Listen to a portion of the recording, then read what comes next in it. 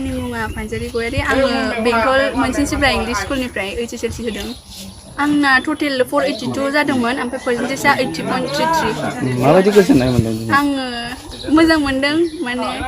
S पार expected जायासैबाबो माने आइ M happy बेनि थाखाय आङो आंनि टिचार्स ओमफ्राय आंनि पेरेन्ट्सफोरखौ थेंक इउ होनो सानदों मानि थाखाय होनबा बिसोरनि हेल्प नङामोनबा आं दिनै बिसिबां पार्सेन्टेजखौ लानो हानाय नङामोन आङो डेआव 7 आवार्स 8 आवार्स फरायदोंमोन बिदिनो गान खोनासङोमोन एसे टाइम पास खालामोमोन रायलायोमोन लोगोफोरजों आङो साइन्स स्ट्रिमाव इन्टारेस्टेड ओमफ्राय मा थांखि लानानै फरायनो सानदों आंनि थांखिया आं रिसार्चार जानो लुगैयो about plants I want to know more आंनि जुनियर्सफोरनो आं बेखौनो बुंनो सानगोन कि जों जेसेबां हायासै बिसोरो जोंनिफ्राय बांसिन ट्राइ खालामथों आरो जोंनि स्कुलनि नामखौ मुंदांखा खालामथों अलंबार दैमारि बेंटल मोनसिनसिब्रा इंलिश स्कुलनिफ्राय मेट्रिक आनजादखौ होनाय जादों टटेल 431 टटेलाव मोनदों आरो 71% लेटारा मोननै मोनदों मेथ्स आरो ससियेलाव गोबां खस्थ' खालामदों मेट्रिक आनजादखौ होनो थाखाय बेसेबां फरायोमोन जोङो सानसेयाव बिदिनो 12, 13, 14 बिदिनो आन्दारावनो फरायोमोन जोङो दा मा स्ट्रिम लाना फरायनो सानदों आङो साइन्स स्ट्रिम लाना फरायनो सानदों आं सानोदि जोंनि जुनियर जानाखि दा मेट्रिक आनजाद होगोन बिसोरखौ माने जोंनिफ्राय साबसिन खालामनो एबा जोंनिफ्राय टपसिन खालामनो नाजाथों बेखौनो आं आसा खालामो दा नों पबित्र कुमार ब्रह्म आं बे मोनसिनसिब्रा इंलिश स्कुलनि गाहाय फोरोंगिरि प्रिन्सिपाल महरै आं बे फरायसालियाव मावगासिनो दङ दिनै जोंनि मेट्रिक आनजादनि रिजाल्टआ दिनै बहुद मोजां होननानै बुंजायो जोङो एसे बांसिन मोजांसिन आसा खालामबावदोंमोन नाथाय थेवब्लाबो जोङो मोजां जादों होननानै बयबो मोजां मोनदों दिनै बयबो रंजादों रिजाल्टखौ नायनानै जोंहा गासै 7 सा फरायसाया एग्जाम लिरदोंमोन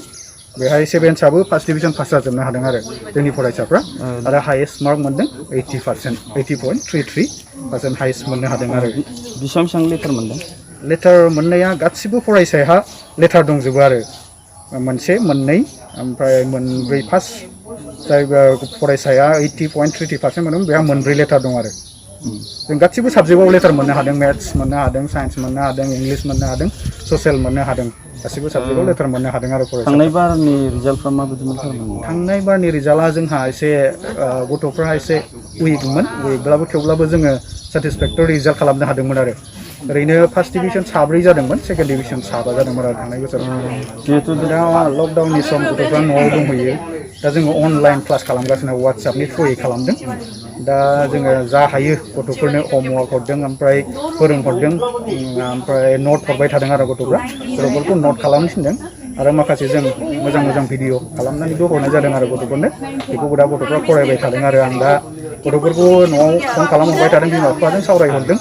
बिमा बिफाफ्राबो मोजां रेसपन्स हरदों आरो फरायदों होननानै गथ'फोरखौ बिमा बिफाफ्रा फोरमायहरदों आरो फैगौ बोसोरा जोंहा 13 स्टुडेन्ट दङ फ्राय फैगोन बोसोराव देग्लाय बोसोरनिफ्राय साबसिन रिजाल्ट जाबावगोन होननानै आं आसा खालामदों आरो जोंहा बहुद आसा दंबावो माने टप 10 आव थांहोनायनि जोंहा मोनसे प्लानिं लाबाय थादों आरो जोंनि बाथौ मिसननिफ्राय जोङो फैगोन बोसोराव मथामथि टप 10 थांहोनायनि थाखाय नारा नाथा नाजाबाय थागोन जोंनि फरायसालिनिफ्राय जोंनि बाथौ मिसनाव सासे फरायसानि थाखाय जों स्पेसियेलि 9-10 खौ स्पेसियेल गाइड खालामनाय जायो आरो जोंनि फरायसालियाव जोङो हस्टेल थानाय गथ'फ्रा बांसिन सुबिदा मोननाय जादों आरो जोंनाव ओमफ्राय डे स्कलारफ्रा एसे खम सुबिदाखौ मोननाय जायो आरो हस्टेल थायोबा जोङो मथामथि फुंनि 4:30 सिखार होयो गथ'फोरखौ सिखार होनानै 6:30 फरायहैयो आरो बिदिनो क्लास जाबाय आरो बेलासि 3टानिफ्राय 4टासिम फरायहैयो आरो 6टानिफ्राय 8टासिम स्टाडि आरो मोनायावबो जों ओंखाम जाखांनायनि उनाव 1 घन्टा रेस्ट होनानै 11टासिम गाइड खालामनाय जायो आरो साथ्र'फोरखौ गोबां सुबिदा मोननो हायो गथ'फ्रा दिनै फानिस दैमारि बे इंलिश स्कुलनि आङो आफादगिरि दा बे 7 पास जानायनि माबाया जाहैबाय बिथांमोनखौ जोंनि फोरोंगिरि आरो जों कमिटि जयैनो आरो गार्जेनफोरखौ लोगो लानानै जोङो बिथांमोननो मोजां गाइड खालामनाय जादों आरो जिखिनि गाइड खालामदों बेजोंनो बिथांमोना फार्स्ट डिभिजन लाजोबनो हादों खारना जाहैबाय जोंनि कमिटिया जों बेखौनो बुंगोन माखासे समाव जोंना बे फरायसालिया एसे गेजेर ससेयाव गोदोना थांदों बेयाव बोखांनायाव जोंहा सम नांदों बे सम नांनायाव जोंहा एसे खस्थ' जादों बिनिखायनो जों दा जा हायो जोङो हर सान जों खाथिनानै कमिटि आरो गार्जेन आरो फोरोंगिरि प्रिन्सिपाल जोङो मर्निं स्टाडि इभिनिं स्टाडि बेखौ गाइड खालामनानै बिथांमोनखौ जोङो गासिखौबो जोङो 7 जनाव 7 जन जोङो फार्स्ट डिभिजन लाहोनो हादों सानैखौ स्टार मार्क लाहोनो हादों आरो गासिखौबो लेटार लाहोजोबनो हादों आरो लोगोसे जोङो फैगौ बोसोरावबो जोङो बिथांमोनखौ हगारखांनायनि उनाव जोङो मोनसे मिशन लाबावनो सानदों बिथांमोननिफ्राय साबसिन जों खालामबावनो सानदों आरो मिशनखौ जोङो साबना हामना खालामबावनो सानदों इयुन जोलैखौ जों मोजां दानो थाखाय जों गोख्रों राहा लानाय दं आरो दा जोंना बुंनो थाङोबा जों बेखौनो बुंगोन दा दाथि हिसाबै जोङो कमिटि मोनजेननायनिफ्राय 2013निफ्राय जों कमिटि जाजेननिफ्राय जोङो 5 years जों बोसोरबा जोङो 100% खालामबाय दा बेबायदि खालामै जों दा बे बोसोराव जोङो 2020आव जोङो बे रिजाल्टखौ जों साबसिन खालामदों ओमफ्राय जोङो बेबायदिनो जौनायनिफ्राय जौसिन खालामलांगोन आरो साबसिननिफ्राय साबसिन खालामलांगोन जों बयनिबो गार्जेन आरो टिचार आरो कमिटि बिनि हेफाजाब लानानै गसंनाय जागोन जोङो